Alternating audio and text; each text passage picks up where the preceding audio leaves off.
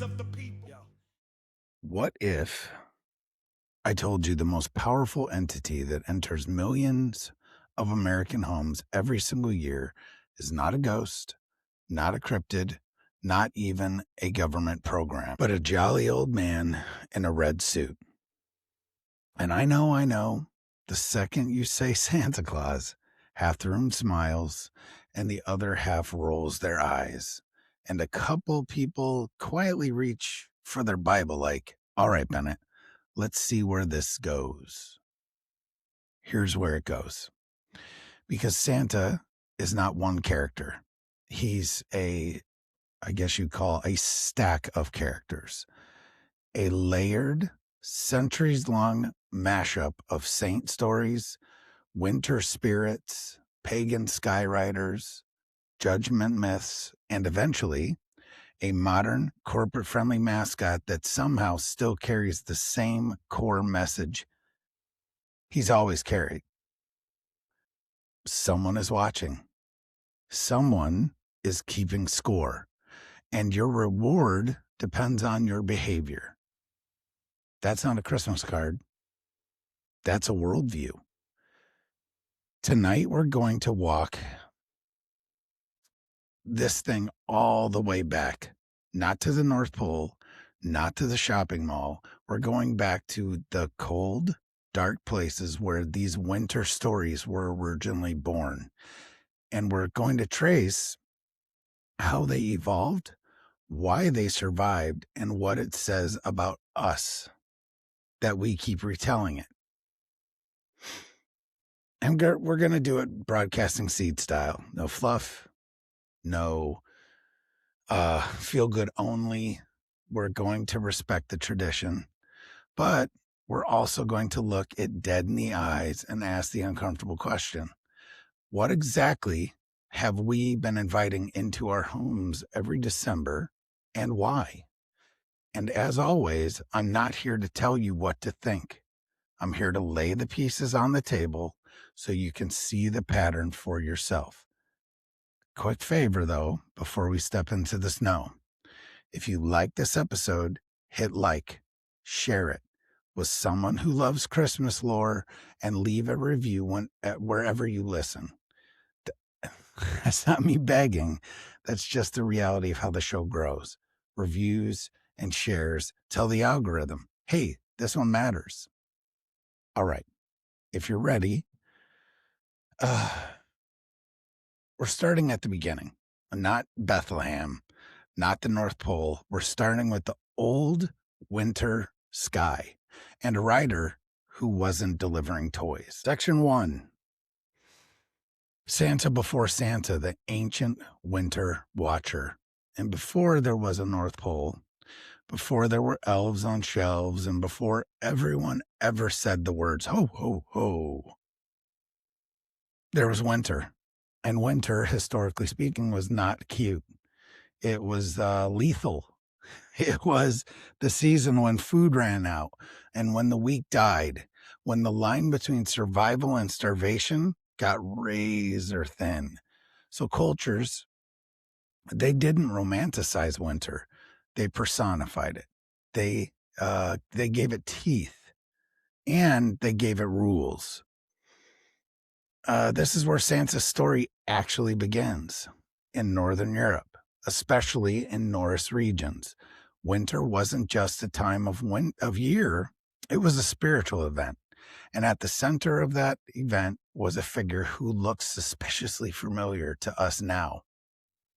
It was Odin. Odin was not soft, the Hallmark version of wisdom. He was a god of war and death and knowledge and judgment. He wore a long cloak. He had a long white beard, and he traveled the sky during the darkest part of the year in something called the Wild Hunt. And the Wild Hunt wasn't festive. It was terrifying. It was described as a procession of spirits, warriors, and the dead riding through the winter sky. To see it, it was an omen, sometimes of death, sometimes of change, but always of judgment. And here's where it gets kind of interesting. Odin rode an 8-legged horse named Sleipnir. 8 legs. Let that sit there for a second. During Yule, children would leave boots by the fire filled with hay or carrots for Sleipnir. In return, Odin would leave gifts. Not for everyone, only for those who honored the tradition. Only for those who behaved. Already, the bones of Santa's myth are fully formed, right? A bearded skyrider associated with winter, traveling at night, watching households, regarding good behavior. That's not coincidence. That's inheritance. Now, layer on top of that the house spirits found all over Europe. In Scandinavia, they were called tomti or Nisse, Nisse, Nisse. In Germany, kobolds. In other regions, different names, same concept. Small bearded beings, guardians of the home, invisible most of the year, hyper-focused on respect, order, and work ethic. If you treated them well, your house prospered. If you disrespected them, things went wrong. Crops failed, tools, they would break. Livestock died. They were not imaginary friends. They were moral enforcers. And these spirits didn't ask permission to enter the home. They were believed to already be there, watching, waiting, keeping account. And that this is critical to understand. The original Santa figure was not primarily about joy. He was about order. He existed to enforce social norms during the most dangerous time of the year. Work hard. Share your resources. Obey the rules. Respect the household. Or winter would take you. That's the psychological root. Santa didn't start as a gift giver. He started as a watcher. And when Christianity began moving north, it didn't erase these figures. It absorbed them. It redirected them.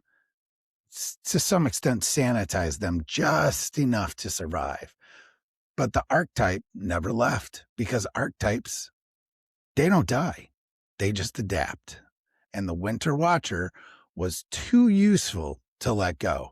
And by the time the church stepped in, people already believed that someone came during the darkest nights, someone who saw everything, someone who judged behavior, someone who decided who was rewarded and who wasn't. Christianity didn't invent that idea, it inherited it. And in the next section, that ancient watcher gets a new name, a new robe, and a new mission. A saint, a bishop, a man who was real and who legend would permanently fuse with the old gods.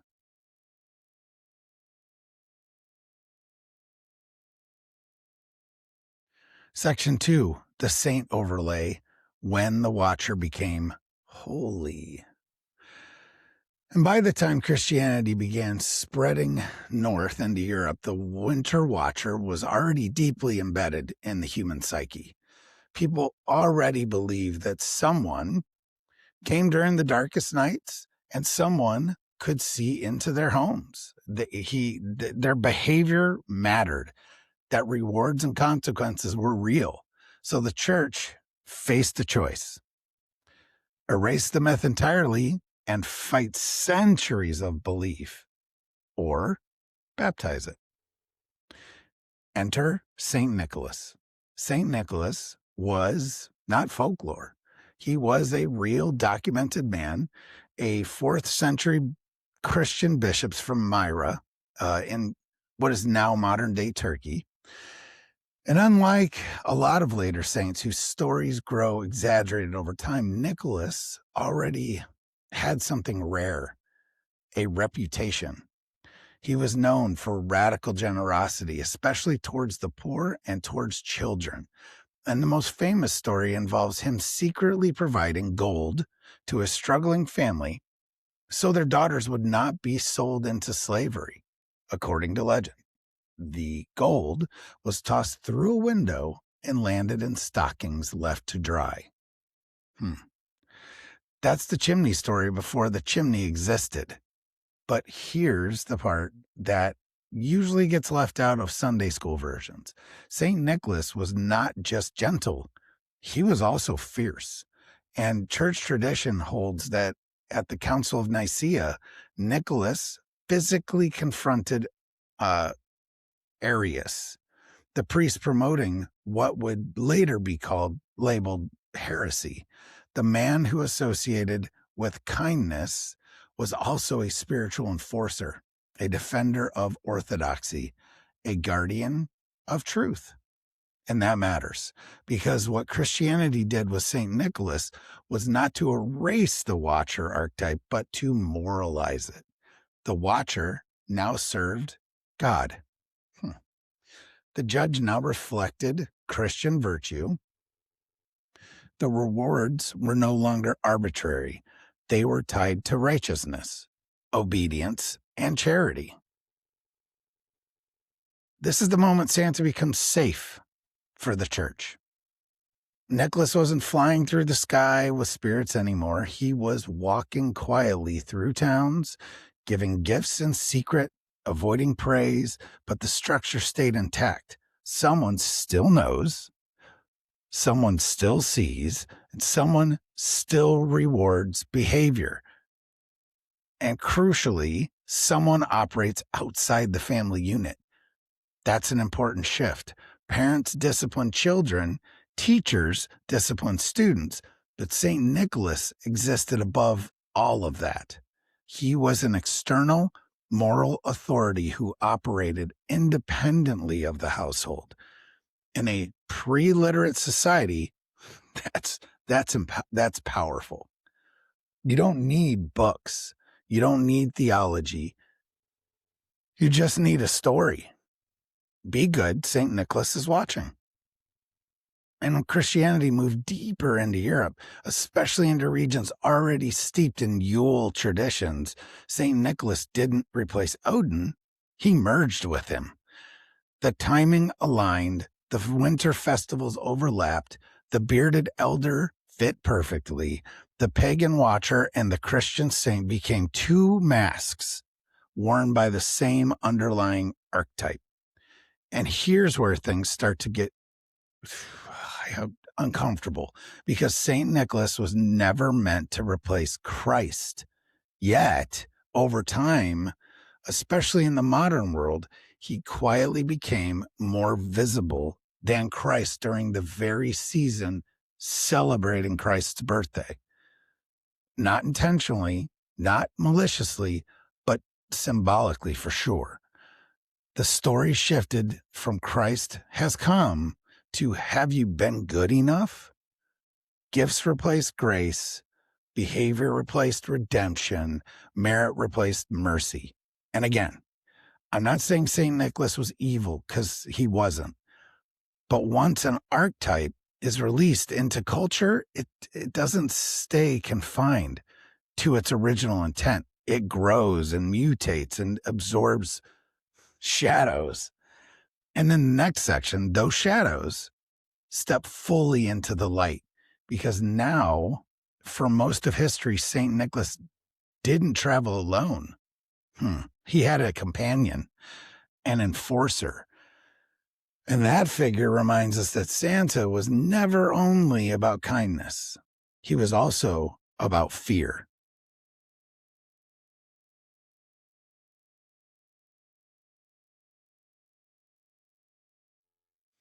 Section 3, Dark Santa, the Punisher who never left. And if you grew up in the modern American version of Santa Claus, you're taught a very specific lie by omission. We're told Santa rewards good behavior. You're rarely told what happens to the bad kids. I mean, other than like coal, right? They get coal in their stocking. But for most of history, the second half of the equation, it wasn't optional. It wasn't left out because St. Nicholas did not travel alone. Across Europe, wherever the gift bringer went, a darker figure followed. Not a villain, wasn't a demon in the Hollywood sense, an enforcer, the physical embodiment of consequence, natural consequence. Let's start with the one who most people recognize, and that would be Krampus. Krampus is not a recent invention. He predates Christianity in Alpine regions and was later absorbed into Christian tradition. Horned, hairy, carrying chains, switches, or sacks. His job wasn't to scare for entertainment. It was punishment. Children who obeyed, children who lied, children who disobeyed, children who lied, and children who disrespected authority, especially. In some traditions, Krampus didn't just scare them, he beat them. In others, he dragged them away entirely. Now, here's the key to the point that people miss. Krampus was not Santa's enemy. He was Santa's other hand.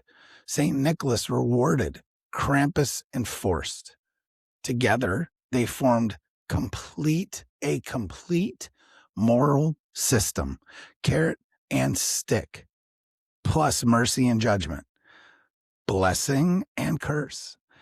And this pairing wasn't unique. In Germany, St. Nicholas was accompanied by I can't even say it, Knecht Ruprecht, a grim servant figure who questioned children, inspected their behavior, and dispensed punishment when necessary. In other regions, there were Perchta, a terrifying winter spirit who judged households. Sounds kind of like the Tomty.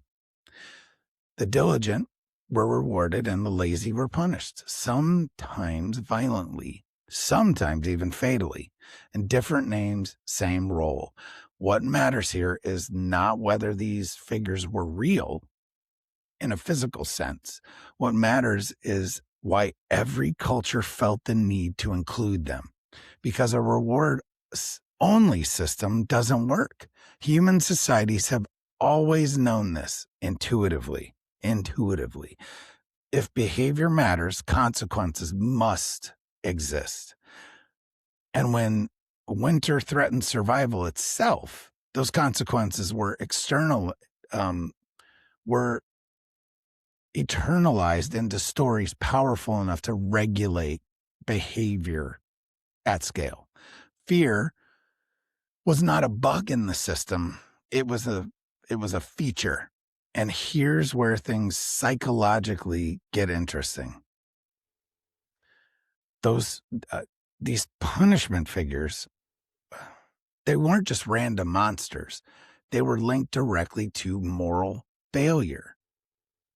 They were connected directly to disobedience and laziness and things like disrespect, distribution of social order. They enforced values before law enforcement even existed, which meant Santa, in his original ecosystem, was not about joy first. He was about compliance first. Joy came later, once order was secured. As societies modernized and centralized authority took over punishment roles, the darker figures became kind of inconvenient. You don't need Krampus if the state has police, and you don't need Ruprecht if schools and courts enforce discipline. Man, I wish I knew how to say that. So what happened? They were punished to the margins. Krampus became novelty. Perchta became folklore. The enforcer was softened. They were caricatured, or frankly erased entirely. And by erasing shadow, doesn't necessarily eliminate it. It just hides it. And the modern Santa still carries the residue of those figures, even if we pretend he doesn't. The language still remains, right? The naughty list. He knows when you've been bad. He knows when you're good. He knows when you're bad. And if you're bad, you won't get anything, or you'll get some coal in your stocking. That's Krampus in a smiley face costume. The threat is still there. It's just sanitized. And once you understand that Santa was never meant to be harmless, the next evolution becomes obvious. Because when cultures move, migrated, and collided, this archetype never disappeared. It went global. Same watcher, same judgment, different masks. And that's where we're going to go next.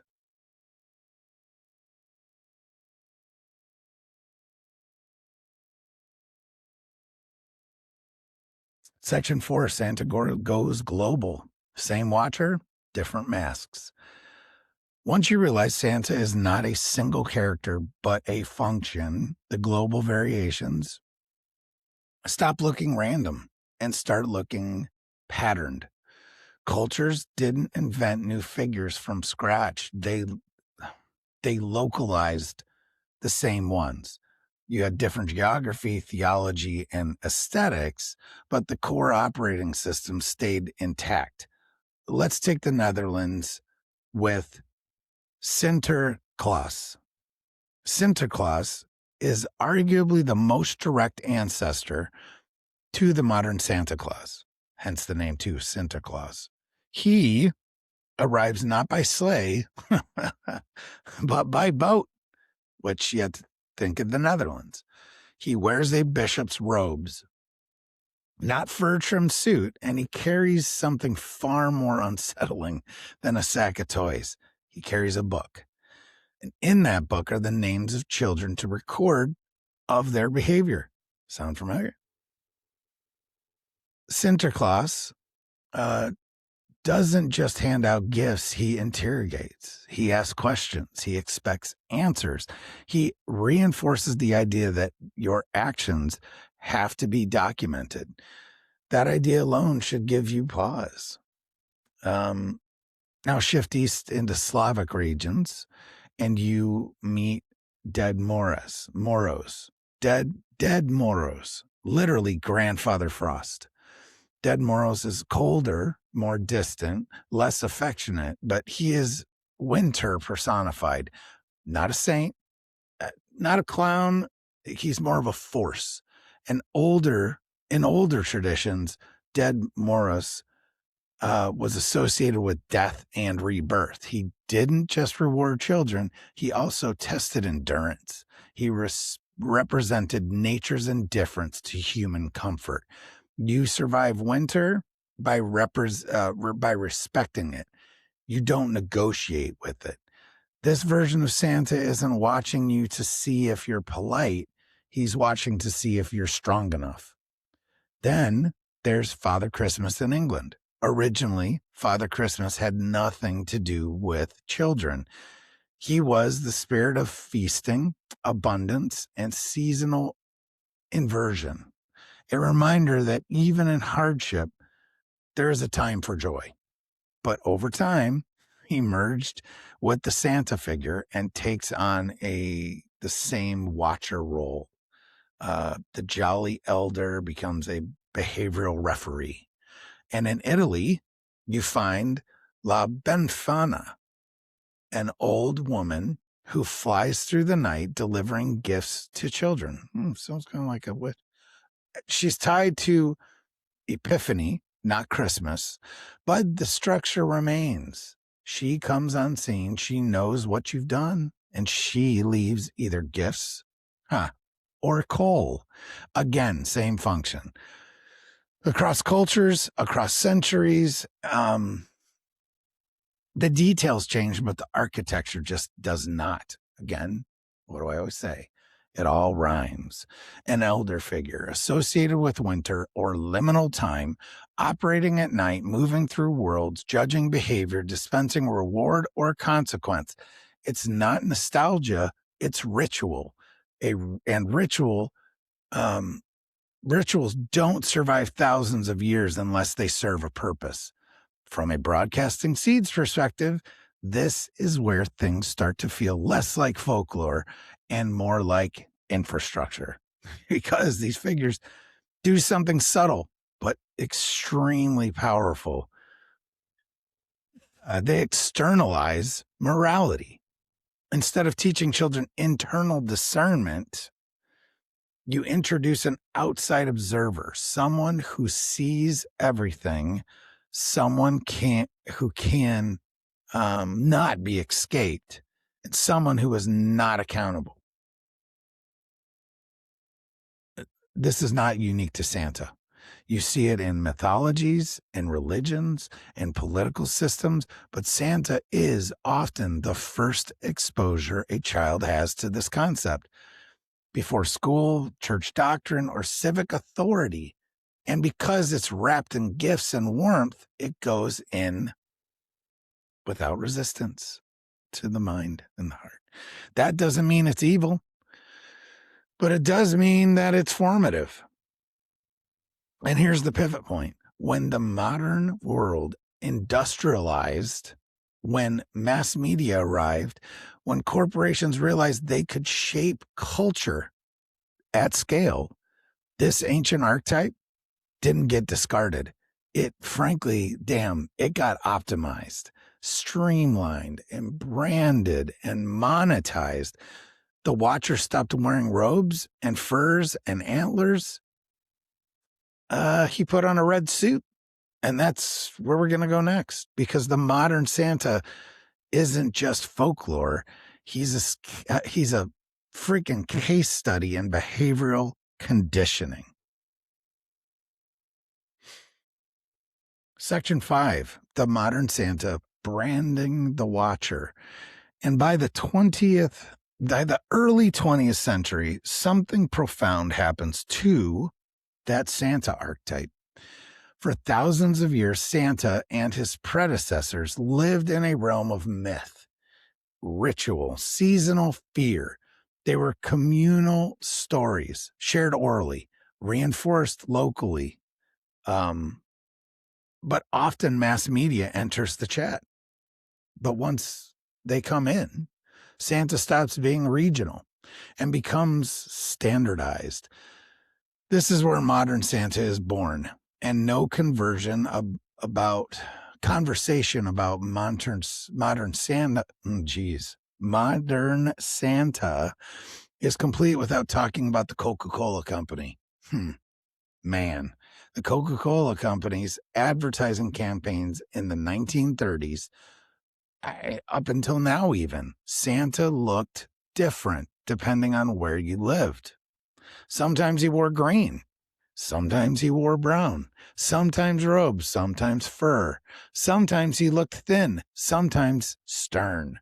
Coca-Cola didn't invent Santa, but they locked him in.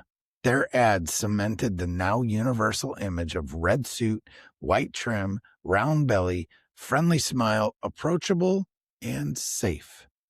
A winter god turned into a brand ambassador. And here's the sleight of hand. While Santa was softened visually, his function still remained unchanged. He still watches children, tracks behavior, rewards obedience, withholds gifts for disobedience. The fear just got reskinned. You didn't need Krampus or chains, no more dragging children into the woods. Now the punishment is exclusion. You don't get gifts. You don't belong. You failed the test. That's a much cleaner threat for a consumer society.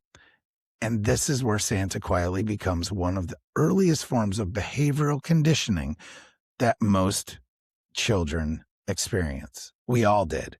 Think about it. Before kids understand God, before they understand law, before they understand consequences beyond the household, they understand Santa. He sees you when you're sleeping. He knows when you're awake. He knows if you've been bad or good, so be good for goodness sake. That's omniscience language. And it's introduced playfully, repeatedly, year after year, reinforced by parents, teachers, TV specials, movies, malls, and songs. Man, from a psychological standpoint, this does something important. It teaches external moral surveillance, delayed reward compliance, authority without explanation. You don't know how Santa knows. You don't know where Santa even is, and you don't question why. Santa decides. You just comply. Yeah. Now layer consumerism on top. Good behavior becomes transactional, morality becomes a point system, and joy becomes conditional. It's not accidental, but it's freaking efficient. It's efficient. The modern Santa perfectly aligns with an industrial system that needs predictable consumers, obedient children, ritualized spending cycles. Santa became the gateway drug to the idea that approval comes from outside and reward comes from compliance. Again, that doesn't mean parents are malicious. I mean, we don't even realize what's happening half the time. Most families use Santa innocently. Traditions matter, right? Stories bond us, right? But systems don't care about intent. They care about outcomes. And the outcome is this: Santa trains the mind to accept unseen authority without accountability. Which brings us to the final turn of the knife. Because when you strip away the red suit, the elves, the sleigh, the jingles, what you're left with is an archetype that looks eerily similar to something the Bible explicitly warns about. A watcher that isn't God, a judge that isn't Christ, and a giver of rewards without covenant. That doesn't make Santa evil, but it does make him symbolically dangerous if left unexamined. And that's where we're going next. The question isn't should Santa exist? The question is, what spirit does Santa train us to recognize as authority? That's the heart of this episode.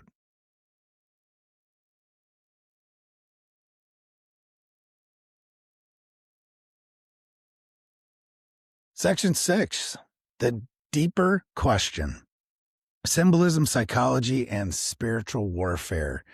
Now we get to the part of this episode where things stop being historic and start getting personal, being personal.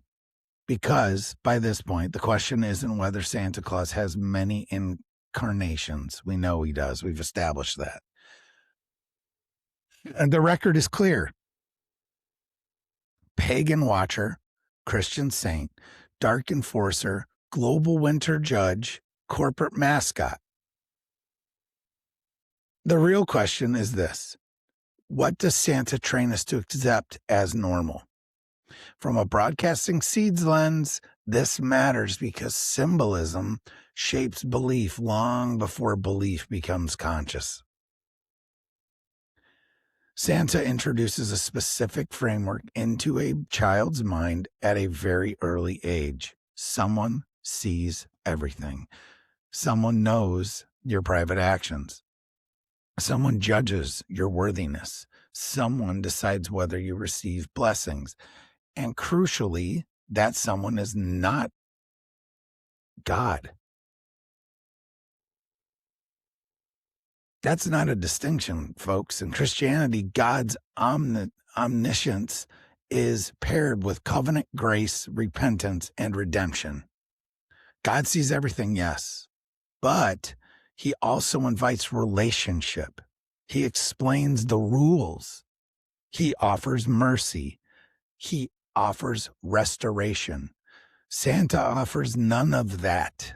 Santa doesn't explain anything, doesn't explain himself, doesn't invite any questions, and he doesn't forgive. You're either good enough or you're not. And that binary matters psychologically because Santa teaches externalized morality. We've said this multiple times. You behave not because something is right, but because you're being watched. You do good not because of conviction, but because you want a reward. You avoid bad behaviors not because it harms others, but because it might cost you something. That's not virtue. That's freaking compliance. Now, here's where people tend to get defensive, because I know some of you are. So let me be clear. This doesn't mean parents who do Santa are deceiving their kids for sinister reasons. I know I didn't. I have 4 kids, and they all did the Santa thing. But I was also not as educated as I am now. Traditions are powerful. Stories create wonder, and childhood should have magic to an extent, right? But symbolism doesn't care about intent. It works whether you notice it or not. And when you zoom out even further, the Santa archetype starts to rhyme with something scripture repeatedly warns against: false watchers, counterfeit authorities, spirits that mimic divine attributes without divine character. In Bible terms, this is the danger of counterfeit light. Something that looks benevolent, feels comforting, rewards obedience, but quietly replaces discernment with performance. Now ask yourself this: why does Santa persist so powerfully in modern culture when so many other myths just fade away? Because he fills a role. He becomes a stand-in for moral authority in a society that no longer agrees on moral foundations. He provides structure without theology, judgment without doctrine, and reward without covenant. He's freaking useful. Santa is useful. And that's where the spiritual warfare conversation enters. Whether people are comfortable with it or not, the Bible is clear that not all spirits announce themselves as enemies. Some arrive dressed as helpers, as guides, and as givers of gifts. Again, that does not make Santa a demon. That's not the claim I'm making here. The claim is this: Santa trains the imagination to accept a watcher who is not accountable to God. And that's a subtle danger. Because whatever you normalize in childhood becomes familiar in adulthood. Surveillance, social credit, behavior scoring, obedience tied to reward. I mean, come on. Santa is the soft entry point. He's the freaking training wheels. So what do we do with that? First, we don't panic. We don't cancel Christmas. And we sure as hell don't shame families. We simply become conscious. We teach our kids where stories come from. This is why history matters, folks. When we explain symbolism, we redirect wonder towards truth. We place Santa back where he belongs as a story. He's not an authority or a judge, or definitely not a substitute for Christ, because when symbols are understood, they lose their power to manipulate. And that's the point of broadcasting seeds. That's why I do what I do here. I'm not trying to destroy tradition, but I'm trying to wake people up inside it. That's the last piece of the puzzle. All that's left now is to bring it home. Wake up inside the story. If there's one thing I hope you take away from this episode, it's this: Santa Claus was never just a harmless holiday character. He is one of the oldest, most persistent archetypes in human culture. A winter watcher, a moral judge, a rewarder of behavior, a figure that has worn so many masks across time, religion, and empire, but has always served the same basic function. And that doesn't mean he's evil, but he definitely means he's freaking powerful. Stories that survive for thousands of years don't do so because it's an accident. They survive because they shape behavior. They teach values. They freaking train perception. Santa didn't endure because he sells toys. He sells order, obedience, and belonging, all wrapped up in wonder. The danger is not telling the story. The danger is never questioning it. Because when you don't examine the symbols that raised you, those symbols quietly continue to shape you long after you think you've outgrown them. And that's really what this is all about. I'm not tearing down traditions, like I said, not stripping joy from life, not turning everything into a freaking fight. It's about awareness. And it's about understanding where ideas come from, how they evolve, and what they ask us in return. Because once you see the pattern, and God knows it's a pattern, you get to choose how much power it has over you. If Santa is a fun story in your home, let it be that. If St. Nicholas inspires generosity, honor that. And if Christmas points you towards Christ, lean fully into that. Just don't let a watcher replace discernment. Don't let compliance replace conviction. And don't let tradition drift into unconscious authority. If this episode made you think, I need you to really do me a favor. Like this episode. Share it with someone who's never questioned Santa beyond the mall photo. And leave a review wherever you listen. That's how Broadcasting Seeds grows. That's how these conversations reach people who don't even know they're looking for him. Again, I'm Bennett Tanton, and this is Broadcasting Seeds. Until next time, stay curious, stay grounded, and keep your damn eyes open. Merry Christmas. In the long dark night when the fire burns low, old stories whisper in the falling snow. Boots by the hearth, eyes on the door. We were taught someone's coming, we were taught to score. White-beard shadow, ancient face, he never knocks, he knows the place, counts every word, every lie we tell. He doesn't save, he weighs us well. Before the church, before the crown, before the songs, they wrote it down. There was a watcher in the cold, and he remembers what we're told.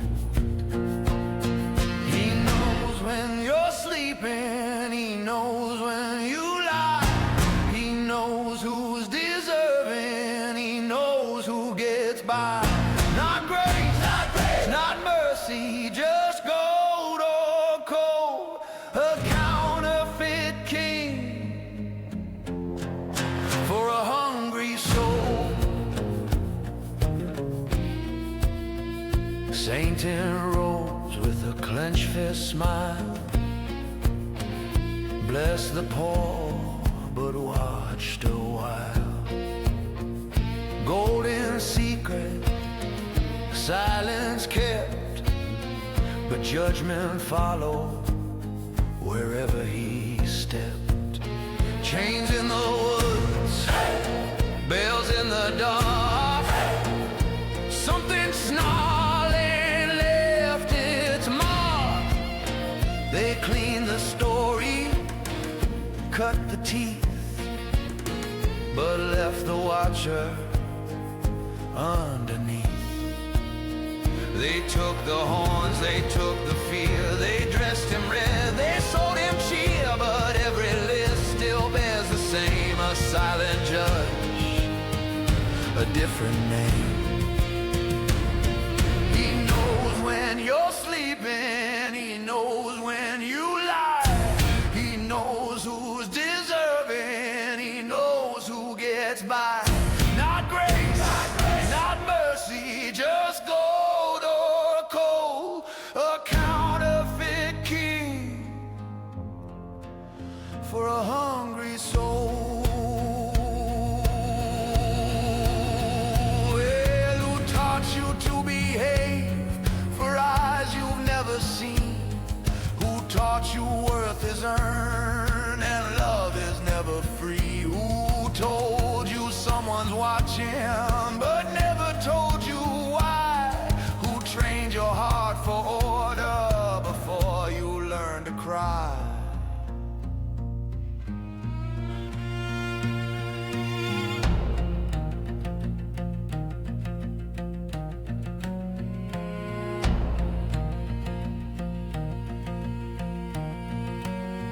He knows when you're sleeping, but he's not the one who paid the price when the work was done.